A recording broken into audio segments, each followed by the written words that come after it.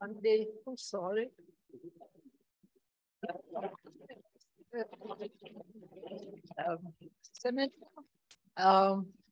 Today we will be linguistically based, I suppose. Yeah. And as you see, it's a combined talk of the team consists of the Czech and Spanish colleagues. So we are curious to know what the cooperation has resulted in. So it's your turn. Okay, thank you. Good afternoon, everyone. Today I'm going to present ongoing work in the Spanish part of the SynSemClass ontology. But I would like to mention first that this is the work of a team. I was lucky to join last year with Eva Fuchikova, Professor Jan Hajdic, and Zdenka Urešová. And this is also possible thanks to the work of the annotators in all the languages, because it is their work that provides us with data. So this is the outline of the talk. I will start by introducing SynSemClass by talking about its evolution from a bilingual lexicon into a multilingual one. Then I will describe the structure and the features of the lexicon, of the ontology, and the resources we use. In the second part of the talk, I will present the steps to add a new language, and I will use the case of Spanish as an example, the resources used, and the steps again. And in the fourth part, I will talk about the annotation process regarding the tool we use, the steps in the process, and also I will focus on some specific cases that need special annotation and some limitations of working with Spanish. And then I will finish with some results and some plans for future work. So the first question is, what is SynSemClass? SynSemClass is an event type ontology, which is populated with verbs and multi-word units that denote events and states. So in the ontology, units are grouped into classes of synonyms, understanding synonym here as contextual-synonymy, that is, two words are equivalent if they express the same or similar meaning in the same context. Each class represents a concept, for example, accelerating, and classes are multilingual. So up to now, we have 4 languages. And for the Czech English part of the ontology, we have 978 classes, of which 161 are enriched with German verbs and 99 with Spanish verbs. And the ontology is linked to already existing resources for its language. So this is a timeline of the evolution of the ontology. It started out as a bilingual lexicon in 2018 under the name Czech English Class. And then it became multilingual, and maybe interesting for us today are the SynSemClass version 3.5 that was released in 2021. And that was the first one in including a third language, German in this case, and also the current version of the ontology, SynSemClass 4.0, 4, that was released last year, and that include more classes and verbs in Czech, English, and German, and also some added features such as definitions for classes and for roles. Spanish is not included yet in this version, but it will be available in the next one that is planned for this year.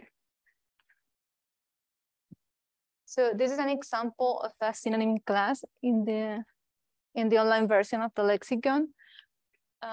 Each class has a name in each of the 3 languages included. So in this case, English, Czech, and German that represent the most prototypical verb expressing that meaning. Each class is also assigned a class ID. And for each class, a set of roles that we call role set is defined. So in this case, the role set has 2 roles, attitudinal and evaluee. As mentioned before, one of the features added in the 4th version of the lexicon is that now it is possible to access the definitions for the class, both in English and German, and also the definitions for the roles. So this is the definition for evaluee, again, in English and German. And this is important for users so they know what we are talking about when we talk about evaluate, and also for annotators who need to have as much information as possible. And of course, we need members. In this case, this is a simplified version of 3 members in English, Czech, and German in this class. So each member is identified using an ID, and also the valency frame for that verb sense in the class. The valency frame is taken from the resources used. So for English and Czech, the valency frame is actor and patient, retrieved from EncValex and PDDValex. And for German is A0, A1. Terminology may be different depending on the terminology used in the resources. And last, the role argument mapping. So for a member to be included in a class, it needs first to express the same or similar meaning in the same context. And second, each one of the roles in the role set need to be mapped to one of the arguments in the valency frame. So in this case, attitudinal is mapped to actor and evaluate to patient. Apart from the mapping, each member is also linked to some lexical resources. This is an example for English. So EV stands for English Valex. And in order, and just for clarification, we have FrameNet, Ontological, VerNet, PropBank, WordNet, and Czech English Valex. And I will describe them in detail in a minute. And also some examples in English and in the other language. So in this case, English and Czech.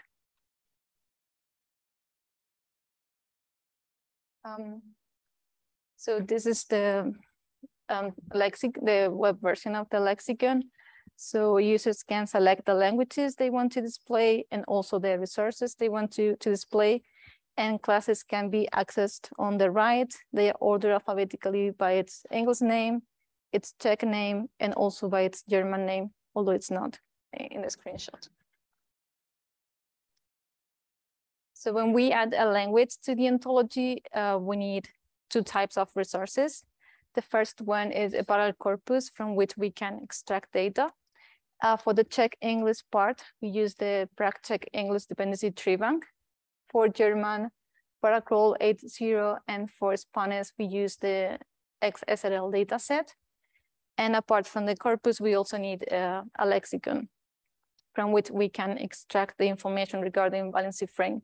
So again, for Czech, we use the PDDValex, EncValex for English, 2 resources for German, Evalvu and GUP. And for Spanish, we use AnCora, which is partly it's based on PropBank roles. Arguments, sorry. And apart from those resources, and whenever possible, we use other secondary resources. So for Czech and English, we use Czech and Valex for Czech. For English, the resources I mentioned in the example. And for German, we use FrameNet, Deutschen, and Lexicon. And for Spanish, apart from AnCora, we also use 2 monolingual verbal lexicons, ADC and SynSem, and the Spanish versions of FrameNet and WordNet. In some cases, as you see, some of the resources are available for the same resource. For example, FrameNet is available for English, German, and Spanish. So this allows for certain comparison and helps in the annotation process. So now we'll move on to the second part of the presentation, which is the steps for adding a new language. And I will use Spanish as the example. So I will start by describing in detail the resources for Spanish. So this is the corpus we use, which is a sentence-aligned parallel corpus. It contains around 3 million words for the English-Spanish part. And it is built using text from the Wall Street Journal section of the Venn tree bank, which are the same text used for the PCEDT corpus. In this case, it is automatically translated using DeepL, and a part of it was evaluated by professional human translators, and only those with highest scores were used for training. And as its name indicates, it is annotated for argument structure. In this case, argument have been projected from English with a coverage of 67%, but we decided not to use the annotation as we require a more fine-grained annotation. As for the resources, the first one is AnCora. You can see a screenshot here of an example. It is based on a corpus made of text from a Spanish newspaper. And the corpus has 2,800 lemmas that amount to around 4,000 senses. And as you can see here, each sense is linked to some English resources. For example, Propobank, VerNet, and in fact, they are the same we use for the English part of our ontology. The second resource is ADESE. Again, you can see here a picture of it. It is built based on the Arthur's corpus that contains text from the European Spanish and American Spanish, although to a lesser extent. And the corpus, the lexicon contains 3,400 lemmas and amount to 4,000 verbal entries. The second resource is SynSem, which is based on a corpus of Spanish newspaper and literary sources. In this case, the size is smaller because it only includes 250 verbs, but they are the most frequent in Spanish. So in some cases, the senses are described in more details. So it's a balance between quantity and quality. And the last two resources are the Spanish version of FrameNet, which contains New World and European Spanish, but the coverage is unclear. And the syntactic and semantic information is automatically annotated, but validated by human annotators. And the last one is VerNet, which is integrated within the multilingual central repository, together with other 6 languages, including English. And again, there are instances of American and European Spanish, but the coverage is unclear. So now, okay. So we don't have a bilingual Valencian lexicon per se, but some of the resources are multilingual in some way, such as Spanish VerNet. Some others has links to English resources as AnCora, or are based on the English versions. So this allows for certain comparison, and it also helps in the annotation process and also in the data preparation, as I will describe now. So this is the diagram representing the workflow for processing data. We have 4 steps. The first one is extracting data from the corpus, of course. Then in steps 2 and 3, data are filtered to get only the most relevant units that are going to be imported for annotation in the last step. So the first one, as mentioned, is extracting data from the corpus. So we got 1,770 Spanish lemmas, and you can see here an example from the corpus. So each Spanish verb was paired with the English equivalent, so that we have all the possible translations into English for the Spanish one. So salir can be translated as leave, emerge, flow out, come out. But in some cases, there were some problems because there are no contexts in which want or use can be translated as salir. So based on previous work on German, we decided to add a step in which data was filtered. So based on a sample of 59 classes, the total number of lemmas amounted to 3,016 lemmas. So using files, as you see here, where annotators are presented with the class, the English member in the class, and the possible Spanish translations, they were asked to either decide whether they should be imported or not in the tool, and they could also add some comments or restrictions. So on average, each class took around 30 minutes to be filtered, and the list of lemmas after filtering amounted to 990 lemmas. So the list was significantly reduced, but then we had another problem with some verbs, and it is that in some cases, with high frequent verbs in Spanish, such as dar, which means give. They have a lot of senses in AnCora. So for example, it has 66 senses in AnCora, and that means 66 individual candidates imported to our annotation tool. So we added another step that consisted in automatically filtering verbs by sense using the information provided by AnCora regarding the links to English resources. So this is sense 2 in AnCora for llamar, which means call. And as you can see, it is linked to call 01 in PropBank and DAP 29.3 in VerbNet. So if we go to our ontology and we have the English equivalent call, we see that it is linked to the same resort, to the same entries in PropBank and VerbNet. So this sense would be imported in our tool in the same class as the English equivalent. But in some cases, senses in AnCora doesn't have links to resources. And this is so because usually the verb is part of a light verb construction. So this is an example, sense 3, llamar, which means call, is part of the light verb construction llamar la atención, which means draw attention. So we also decided to import it then to the tool because in SynSemClass we also include light verb constructions. So they were also included. In some other cases, the candidate members collected from the corpus were not in AnCora. So they were assigned an artificial ID, as in the example, SynSemClass. And since there is no valency frame, as you can see here, predefined for them, the role argument mapping was done using artificial functors, such as A0 or A2. Okay, so we have the data, now we have to annotate it. So the annotation was performed by 3 European Spanish native speakers, fluent in English.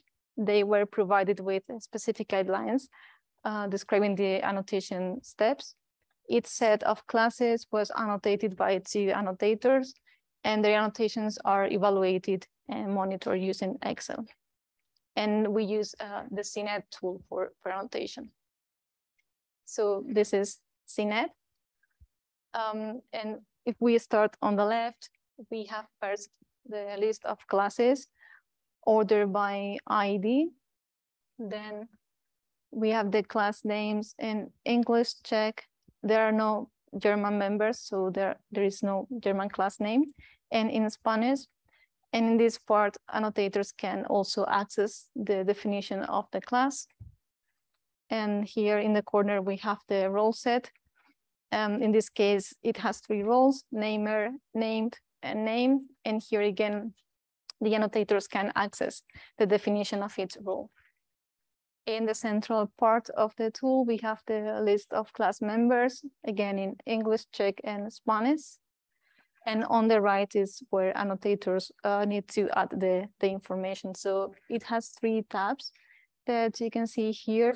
In the first one, they add syntactic-semantic information. In the second one, they add external links to the resources. And in the last step, or tab, they select corpus examples. So I'm going to explain them in order, but it's important to mention that the annotation process is not linear, but rather steps are interlinked. So sometimes in order to decide whether a member is, whether a verb is a member or not, they need to check first the context in which the verb appears, and then go to the resources and check the senses, and then they can add the information in the first tab. So in this tab, the first thing they need to decide is the class membership. So they can decide whether a verb is included or not in the class. In the second part, they can see the valency frame, which is extracted from, in this case, AnCora. And in the central box, they can see the mappings between from the corpus. So in the corpus, call is translated as llamar, and dab is also translated as llamar. And these two boxes cannot be changed, but they are just informative for them. And on the left, they can map the roles to the arguments. So just for clarification, in this case, argument 0 is mapped to namer, argument 1 to named, and argument 2 to name. And in the last part, and since synonyms are rather near synonyms, in some cases they can be included in a class, but only under certain restrictions. So they can add restrictions here and also any node they consider relevant. And these two boxes are also used for the annotation of special cases. And these are the second and third steps. So in the second, they just add links to the resources in case they are available. And in the last one, they can see examples from the corpus in Spanish and English, and they select the ones they think represent better the meaning of the class. So now I'm going to describe two special cases in the annotation. The first one is light verb constructions, where the noun complement is considered to be part of the predicate, as in tener origen. So in this case, we have argument 1 would be the word abogado, and argument 3, la expresión nahuatl. So argument 1 is mapped to the role set entity, and argument 3 to the role origin. And then origen, which is the noun complement of the light verb construction, is specified as a restriction, and a note is added for easy identification. And this is the same approach we follow for idiomatic expressions. For example, meter la pata, which means blunder. Here again, the first argument is mapped to perpetrator, and the second to deed, and la pata is specified as a restriction, and a note is added for identification. And the second type of special cases is verbs that need the particle se to be built. So this is quite a problematic particle in Spanish because there are many types and it can have many functions, but we are interested in pronominal verbs. There are two types. In the first one, the presence of se is obligatory. So for example, arrepentirse means regret, and there is no verb arrepentir in Spanish. And the second case, which is more interesting for us, are those cases in which the presence of se implies a change in the meaning. And for us means different class members in different classes. So we have an example here. Acordar means agree on, but acordarse means remember. So for us, they would be members of two different classes. The problem is that in AnCora, they are treated as senses of the same verb, acordar. So it is necessary to specify the se form as a restriction in the class in which it is included. And regarding the limitations of working with Spanish, one of them is the variability across varieties. So just some information. Light verb constructions seem to be more frequent in American Spanish. So this is something annotators need to take into account. There is also certain lexical variation. So for example, manejar and conducir are synonyms, as they both means drive. But the first is more common in some varieties of American Spanish, and the second is more common in European Spanish.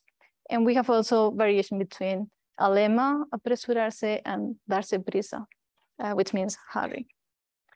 And in some cases, this is a bit problematic because the same verb is available in both varieties, but the meanings are different. So coger is the preferred form to mean take in European Spanish, but it has a different meaning in American Spanish, where the verb preferred is tomar. And we have also some variation with light verb constructions. So dar corte, which is literally give a cut, mean pay attention to in Rio de la Plata, but feel embarrassed. in Cuba and Spain and fire somebody from work in El Salvador. So this is something annotators need to take into account. Although it's true, we can't avoid certain bias towards European Spanish because all the annotators are speakers of this variety, and also because this is overrepresented in the resources we use. Oops. And yes, to finish, there are 99 classes enriched with Spanish verbal synonyms, although numbers change every week as we are working on it. This has led to a refinement of the classes by adding more data from a different language. And this also simulates a scenario where external team works with the central maintainers of the ontology. So we think that the contribution of adding Spanish to the ontology is twofold. On the one hand, it enriches the ontology with a new language from a different family. And it also provides a link where different Spanish resources are linked and complemented. And yes, to conclude, the steps described for adding a new language and the annotation are partly based on previous work on German, although some adjustments were made to adapt to the features of the resources and the language. And we are currently working on the last version of the ontology by adding more classes and also by refining them. So some plans for future work are, of course, continue adding classes and members in all languages, also refining the annotation of special cases as more data are available, extending the ontology with further languages, maybe Korean or Latin, and also link the ontology to more lexical resources via the YOT. And last, the comparison with automatic synonymy discovery methods in which some experiments have been performed presently. So this is the end of my presentation, and I'm happy to